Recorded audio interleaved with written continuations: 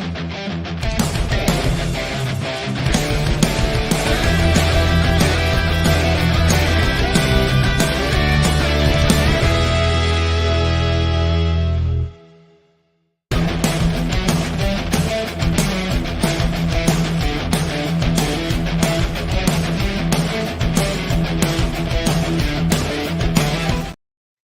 there, this is Seth, and welcome to the Wrestling Time Post Show. It is Monday, November 13th, 2023, and tonight I'll be talking about Monday Night Raw.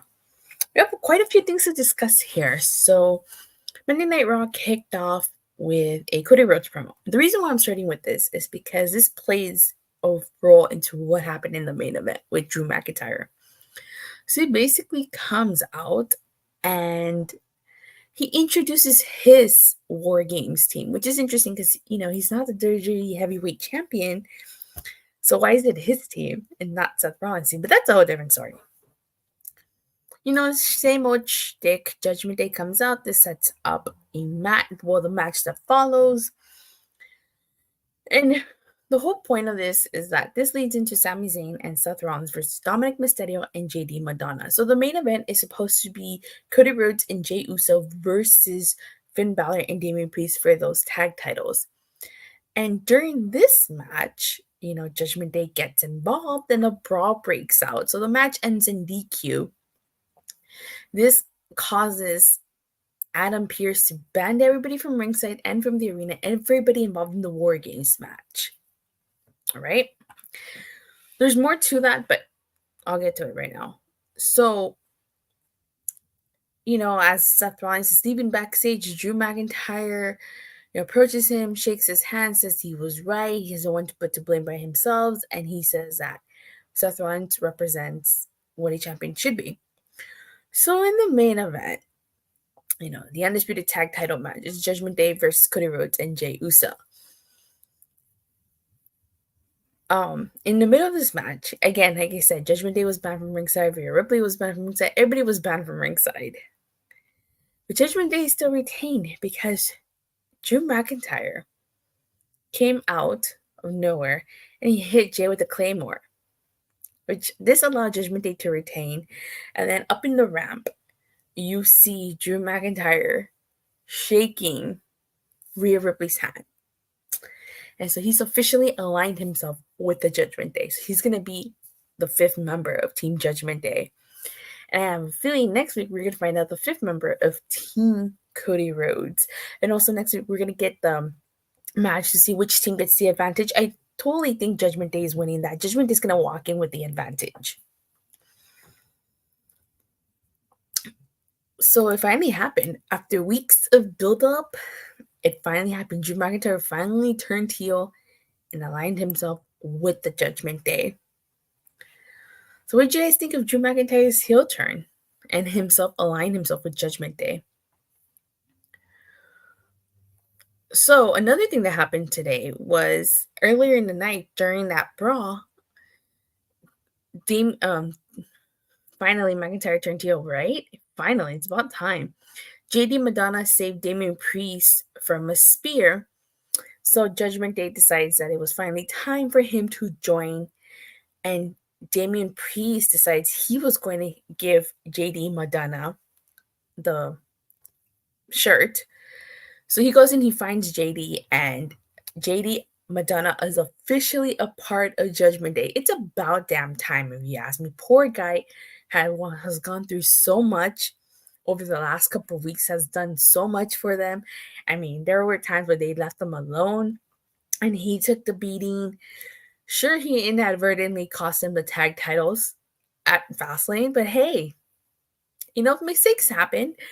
But McDonagh has officially joined Judgment Day. And now that he's a part of Judgment Day, I think the next step is Damian Priest is going to exit the Judgment Day. And Damian Priest, Rhea Ripley decided that Damian Priest would be the leader of Team Judgment Day for the War Games match, which is funny because earlier in the night, Damian Priest said that he was the leader of the Judgment Day. So, interesting scenario. I honestly think, and I've said this before, I think that the War Games match is the beginning of the end for the Judgment Day. We all called McDonagh being in the Judgment Day. Yeah, we did. That's more overdue than Drew's heel turn. That's true. He made the team for now, LOL. That's true for now. In my honest opinion, this is just my opinion. You guys can feel free to disagree. I think Judgment Day needs to lose the War Games match in order to move on to the next part of the story, which is the eventual breakup of the Judgment Day. I think Damian Priest is going to exit Judgment Day, and I don't see that happening if they win the War Games match. But that's just me.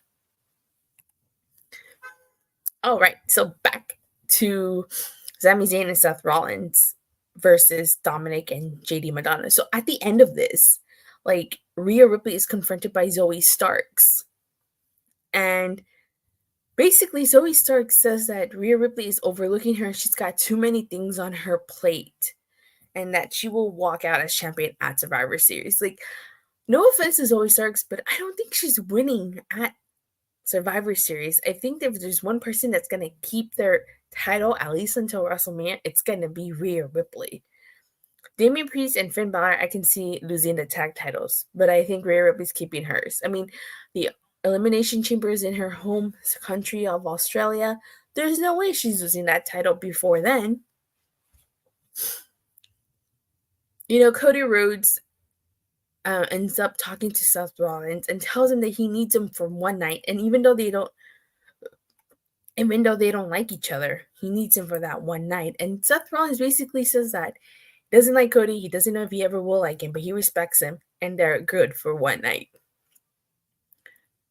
We get Otis versus Shinsuke Nakamura. And this was an okay match.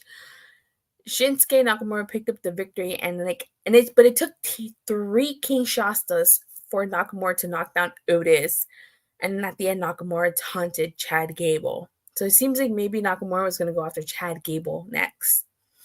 We get Tegan Nox versus Piper Niven, and Tegan Nox here is victorious after she hits the World's Shiniest Wizard to Piper Niven.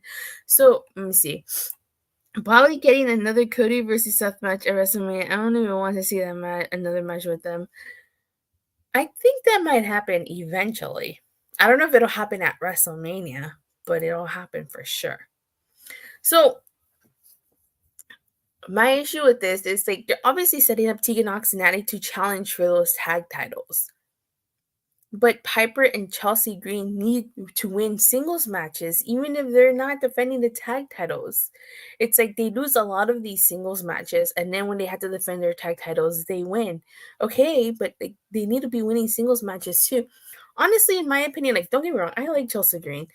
I liked an Impact when she was teaming with Deonna Purrazzo, but if they're gonna lose the tag titles, there's only one team they should lose it to, and that's Damage Control, the newly reformed Damage Control.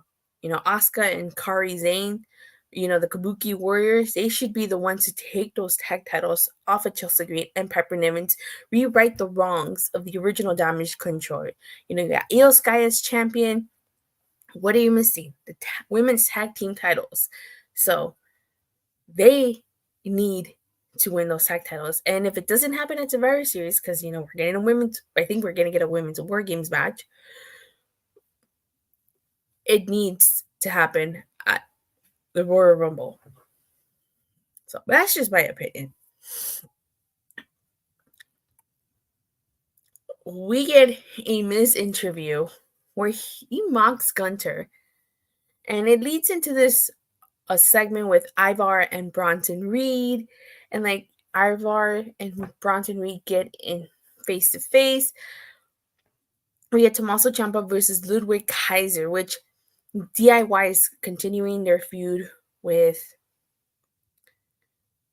Let's see, probably see next week Randy Orton return Team Cody Rhodes team. Yeah, I think we're gonna see Cody Rhodes return to join Team Cody. I think we're gonna see Randy Orton return to join Team Cody Rhodes, and it'll be 5-on-5. So Kaiser actually beats Ciampa here. after Giovanni Vinci, who got ejected from ringside, returns and cheap shots Johnny Gargano. And it's funny because later on in the night, they have a segment with Gunter, and Gunter basically thanks Vinci for their victory, and he just totally ignores Kaiser. Poor Kaiser. I don't know why Indi feels the need to confront Ludwig Kaiser. We don't need a rivalry between Imperium and Indi right now. Like, let's let Imperium versus DIY first. Okay, let's get through that first, and then maybe we could do Indi Cody Rhodes returns right now.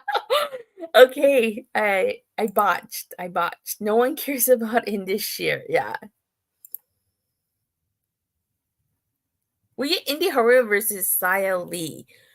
So they're obviously trying to build up Xia Li as this like beast or monster or like badass, because she took out Becky Lynch and now she took out Indi Hartwell and Candice. Sorry, she's taking her out too. She won this match by ref stoppage, and then Becky came out and challenged her next week.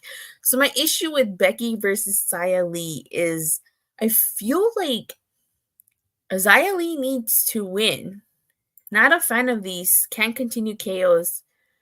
Yeah, like Xia Li needs to beat Becky. And if Becky beats Xia, then what's the point of trying to build her up here? Like, you have to have Xia Li beat Becky, and you should have her beat her 1, 2, 3. Not this whole referee stoppage thing. And that's the thing that I kind of worry about. It's like, at Xia Li, she's going to face Becky. If Xia Li wins, the next time Becky Lynch is going to win. So, we'll see. But, I mean, I give them props for trying to put up Xia Li, but here, you can't put all your eggs in one basket either. We get, like, 2 back-to-back segments. One is of The Miz, and, like, he's basically Gunter congratulates him, and he says that Gunter will learn the difference between the longest reigning and the greatest of all time. Xia is also facing Lyra soon in NXT. Lyra Valkyria? I don't watch NXT, but I still think Lyra Valkyria sounds like Taya Valkyrie. And then the second segment is like of the women. Basically, we find out it's going to be Raquel versus Nia Jax next week on Raw. You keep plugging that. You know, you're not the first person to tell me to watch NXT. Not going to be the last. Okay? I've got so many people telling me I need to watch NXT. Maybe I will. Maybe I won't. Who knows? We'll see. You get Miz versus Ivar. I'd have to say, like, I've been pretty impressed. Okay, you two watch NXT? Okay. I've been pretty impressed with Ivar as a singles competitor. I mean, he can go, like, and he's really impressive. I think my favorite move of his is that moonsault that he does. But he loses to The Miz here. Now, he does well in the Viking rules match, obviously, but we need to see more. Like, I wanted to see Ivar versus Gunter.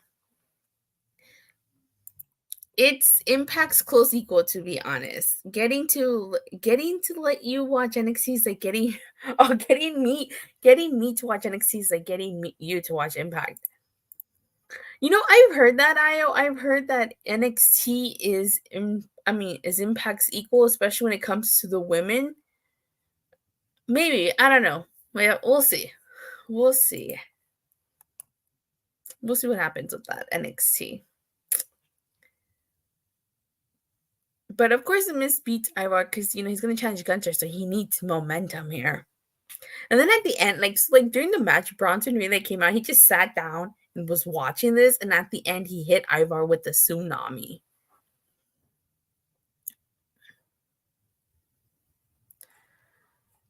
We also get, like, an Alpha Academy backstage segment where it seems like the Creed brothers are offering to join Alpha Academy, and then it seems like Maxine and Ivy Niles are going to become a tag team. Which, you know, we do need more women's tag teams.